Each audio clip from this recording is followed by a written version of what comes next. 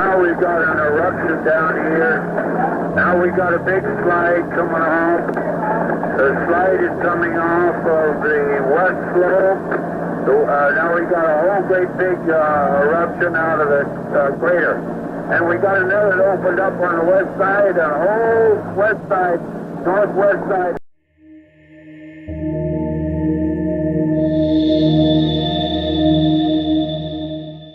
El terremoto de Valdivia de 1960 no fue un simple movimiento telúrico, sino el mayor despliegue de fuerza sísmica jamás registrado por el ser humano. El 22 de mayo de ese año, la Tierra comenzó a sacudirse con una violencia inédita en el sur de Chile, liberando una energía equivalente a 20.000 bombas atómicas como la de Hiroshima. Durante casi 10 minutos interminables, el planeta rugió mientras edificios colapsaban como castillos de naipes y el suelo se ondulaba visiblemente como un mar embravecido. La magnitud de 9.5 en la escala Richter no solo pulverizó récords anteriores, sino que modificó literalmente la geografía del país. Algunas zonas costeras se hundieron 2 metros bajo el nivel del mar, mientras otras áreas se elevaron 4 metros sobre su posición original. El verdadero horror llegó minutos después del sismo principal, cuando el desplazamiento masivo del fondo marino generó una serie de tsunamis que barrieron el litoral chileno con olas de hasta 25 metros de altura. Pueblos pesqueros como Corral desaparecieron bajo las aguas en cuestión de segundos, con barcos siendo lanzados kilómetros tierra adentro y arrastrando consigo casas, animales y personas. La furia del mar no se limitó a Chile. Las olas cruzaron el Océano Pacífico a 700 kilómetros por hora, llegando 15 horas después a Hilo, Hawái, donde destruyeron el malecón y mataron a 61 personas. Incluso en Japón, a 17.000 kilómetros de distancia, el tsunami aún mantenía suficiente fuerza para matar a 142 personas y destruir 1.600 hogares.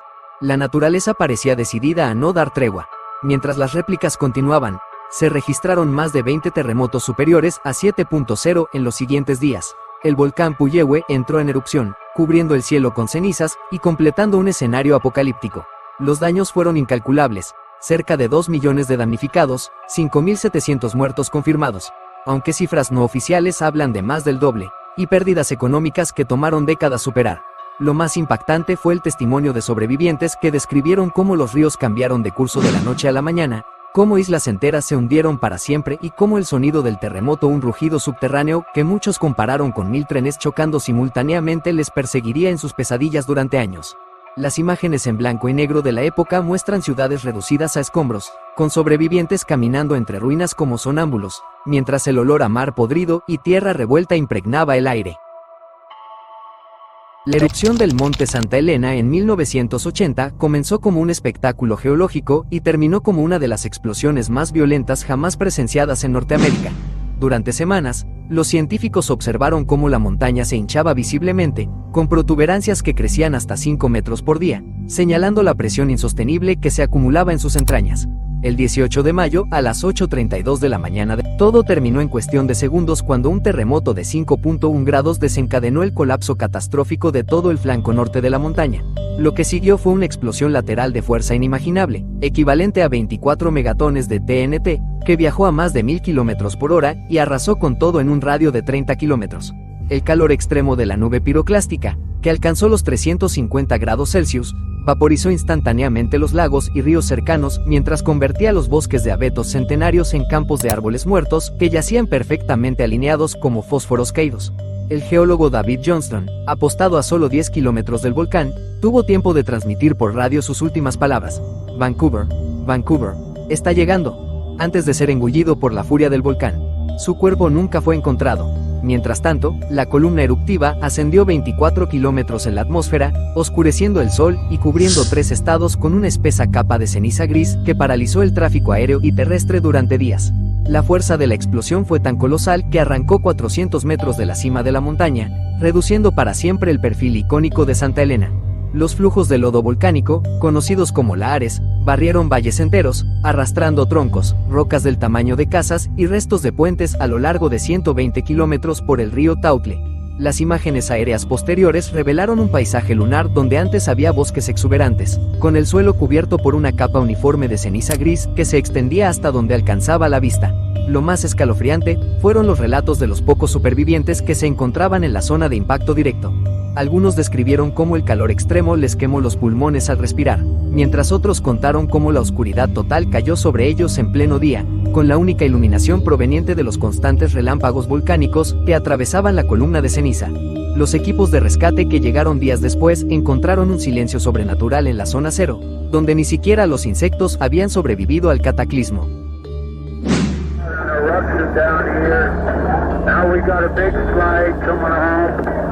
The slide is coming off of the west slope. Now we got a whole great big eruption out of the crater.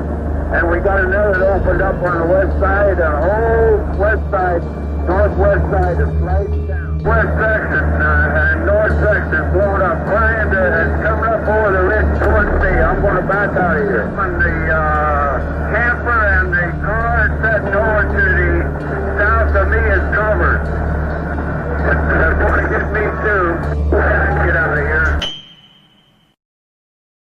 El ciclón Bola de 1970 emergió de las aguas cálidas del Golfo de Bengala como un monstruo meteorológico que escribiría una de las páginas más trágicas en la historia de los desastres naturales.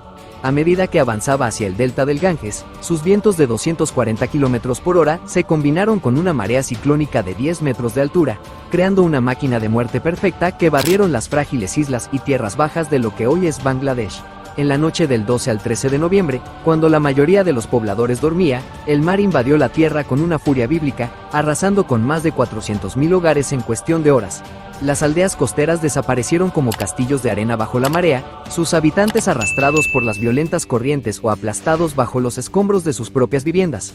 Los sobrevivientes describieron escenas dantescas: padres intentando mantener a sus hijos sobre la superficie del agua embravecida, ganado flotando panza arriba con las patas rígidas, y cadáveres atrapados en los manglares durante semanas después del desastre.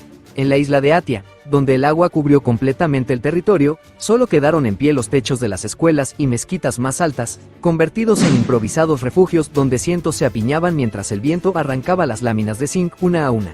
La magnitud real de la tragedia tardó días en conocerse, ya que las comunicaciones quedaron completamente destruidas. Cuando los primeros equipos de rescate llegaron, se encontraron con un panorama desolador. Kilómetros de tierras agrícolas cubiertas por una capa de sal que las volvería infértiles por años, pozos de agua potable contaminados por cuerpos en descomposición, y supervivientes deambulando en estado de shock entre los restos de lo que alguna vez fueron sus comunidades. Las estimaciones oficiales hablaron inicialmente de 300.000 muertos, pero estudios posteriores sugieren que la cifra real pudo superar el 500.000 de vidas perdidas, convirtiendo a Bola en el ciclón tropical más mortífero jamás registrado. Lo más cruel de esta catástrofe fue su carácter previsible. Muchos meteorólogos habían advertido sobre la trayectoria del ciclón, pero la falta de sistemas de alerta efectivos y la pobreza extrema de la región que obligaba a la gente a vivir en frágiles chozas junto al mar convirtieron lo que podría haber sido un desastre manejable en una carnicería humana. Las imágenes satelitales de la época muestran la perfecta espiral del ciclón, un fenómeno de terrible belleza que escondía el infierno que se desataría horas después sobre tierra firme. El maremoto del Océano Índico en 2004 comenzó como un día cualquiera de vacaciones para miles de turistas en playas paradisíacas, hasta que el fondo marino se rompió frente a las costas de Sumatra.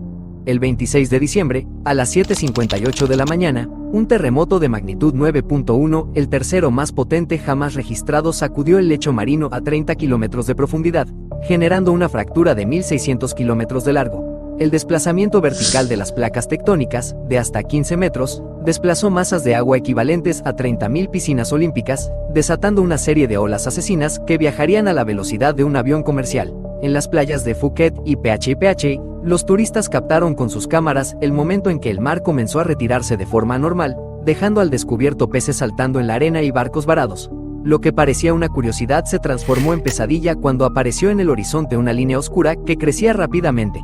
La primera ola, de hasta 30 metros de altura en algunos puntos, golpeó con la fuerza de una explosión nuclear, arrancando resorts completos de sus cimientos y arrastrando autobuses llenos de pasajeros tierra adentro. En Banda Aceh, la ciudad más cercana al epicentro, barrios enteros desaparecieron bajo el agua, dejando solo los esqueletos de mezquitas como testigos mudos de la destrucción. La naturaleza mostró su cruel ironía cuando los animales, aparentemente alertados por sus instintos, huyeron a terrenos elevados minutos antes del impacto, mientras los humanos permanecían inconscientes del peligro. Las imágenes de CCTV en hoteles muestran el momento exacto en que los lobbies se transformaron en trampas mortales, con turistas siendo arrastrados por corrientes que fluían a 50 km por hora, llenas de escombros afilados y vehículos girando como juguetes. En Sri Lanka, a 1.600 kilómetros del epicentro, el tsunami llegó 2 horas después con suficiente fuerza para descarrilar trenes y llevarse al mar a un hospital lleno de pacientes. La escala de la tragedia solo se hizo evidente días después, cuando las aguas retrocedieron dejando paisajes irreconocibles.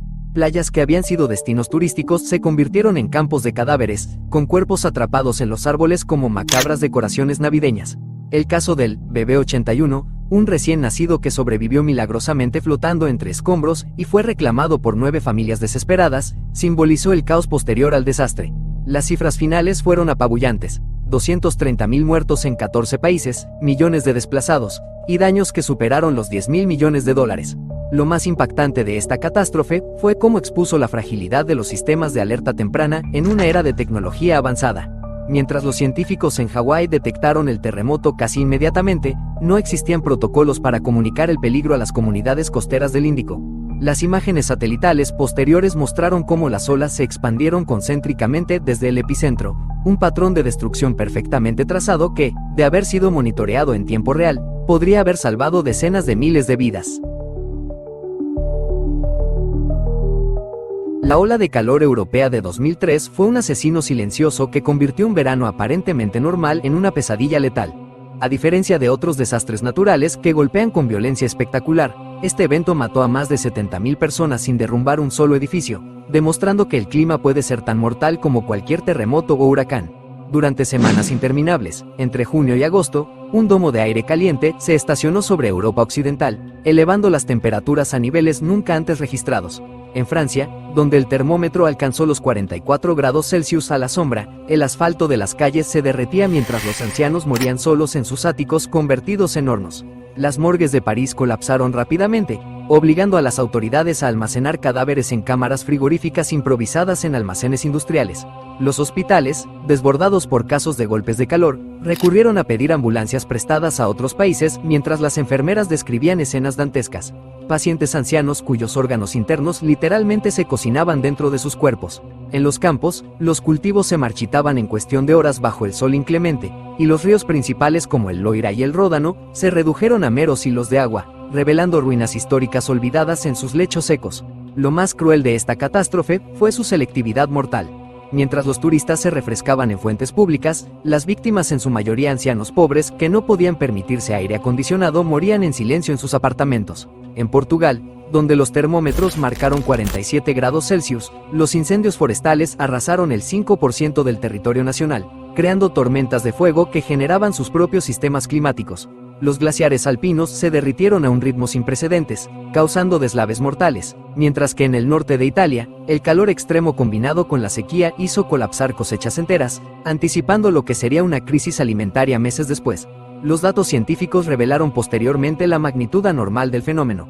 Fue el verano más caluroso en Europa en al menos 500 años.